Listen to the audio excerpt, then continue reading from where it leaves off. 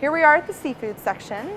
A lot of people have questions about wild versus farm-raised seafood. And the first pointer I want to give is that you always want to refer back to the Monterey Bay Seafood Watch. And they have a website. We'll give you the link on our webpage. And there you can always find the most sustainable seafood in any given time. They update that every 6 months. So you always know that, if it has it on their sustainable seafood list, that it's a great buy and a good thing to purchase at that time. And it does change. And it does change. It changes very frequently. So can you tell me a little bit about, I know that when you're referring to wild salmon, everybody think about mercury content and omega-3 content. Sure. And then the wild salmon, your omega-3 content is going to be higher because it's eating other fish from the sea. Whereas a farm-raised salmon, a little less sustainable, is going to have a higher omega-6 content because it's eating a lot of corn, antibiotics, other things that aren't as healthy of foods. And again, we all know that we are what we eat. Absolutely. So, absolutely. So tell me a little bit more about the farm versus... Well, we've got some great examples of farm versus wild. As you can see right here, we've got a wild Alaskan scrod. And when it's wild, it is eating, like Aaron said, it is eating other fish. That's right. And then we've got another wild. We've got a wild orange roughy fillet, which is very, very good. It's on the Monterey Seafood Watch.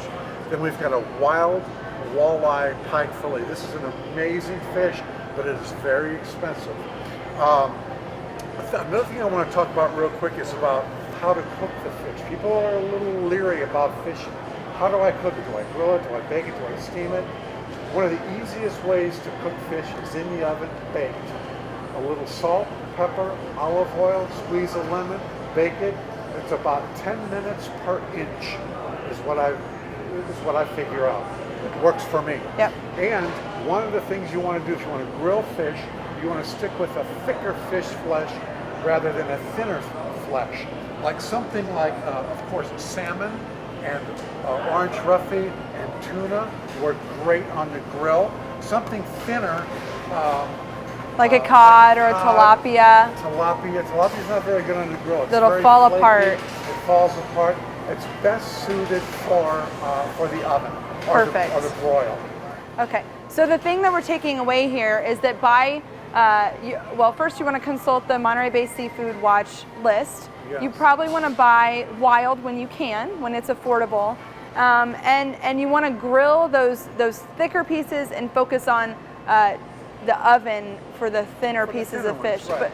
But really have you know that all the fish is great in the oven. You can do most things, or the broiler even, if you want it quicker. And fish, you don't have to be, I was always afraid of cooking fish, but it takes no time at all. It's a very, time-friendly way to get healthy proteins, again. And the butcher is a great resource, especially at the fish counter, because they can slice it in any way that you want them to, and they can give you pointers on how to cook each of these different varieties of fish. So you don't have to buy fresh fish, because actually a lot of times at the seafood counter, the fresh fish has actually been frozen before. Oh yeah. So sometimes it's better on your budget, and you can get the wild variety when you purchase frozen fish. Frozen, pre-portioned, ready to use. That's right. Recipes on the back. This is a great, I want to put a plug in for this company, but this is a great company, and every one of their seafoods are all wild caught. And they have the sustainable seafood stamp right on the front. So you don't even have to go to the Monterey Bay Seafood Watch to make sure, because it's right here on the packaging for you. Very convenient, very user-friendly, great alternative. Exactly. So thanks for joining us today, and we'll see you next time.